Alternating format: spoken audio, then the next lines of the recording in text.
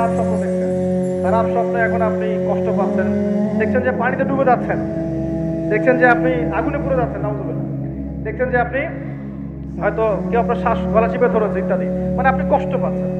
বাহির থেকে কিন্তু আমি আপনার কষ্ট বুঝতে পারবো না, পারবো? আপনি ঘুমিয়ে আছেন, ঘুমিয়ে আপনি কষ্ট পাচ্ছেন। এখন এই ঘুমন্ত কষ্টের স্বপ্নটাকে আল্লাহ পাক যদি 5 বছর লম্বা করে দেন, পারবেন কিনা? আল্লাহ পাক পারেন কিনা? 5 বছর ঘুমিয়ে আছেন, আপনি বুঝতে পারতেন না। এখন এখন এটা হয় না, আল্লাহ চাইলে পারেন, সম্ভব কিনা? আল্লাহ পাক 309 বছর ঘুম পাড়ায় রাখেন নাই মানুষকে, আছে না দলিল? কোরআনে আছে না? কোন সূরায়? এই তো মাশাআল্লাহ, মাশাআল্লাহ, সূরা কাহফে আছে না? 309 বছর আল্লাহ পাক 9 জন 10 জন ছেলেকে ঘুম পাড়ায় রাখছেন না? রাখছেন। তো এখন মনে করেন যে আল্লাহ পাক আপনাকে ওই কষ্টের আযাবটাকে লম্বা করে দেন, কষ্টের ওই স্বপ্নটাকে লম্বা করে দেন, আর আপনি কিন্তু ঘুমের মধ্যে কষ্ট ফিল করতেন।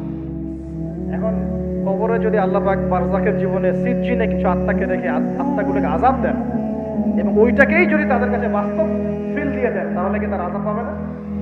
অনেক ব্যাখ্যা আছে যেগুলো নিয়ে আলাদা লেকচার দেওয়া হয়।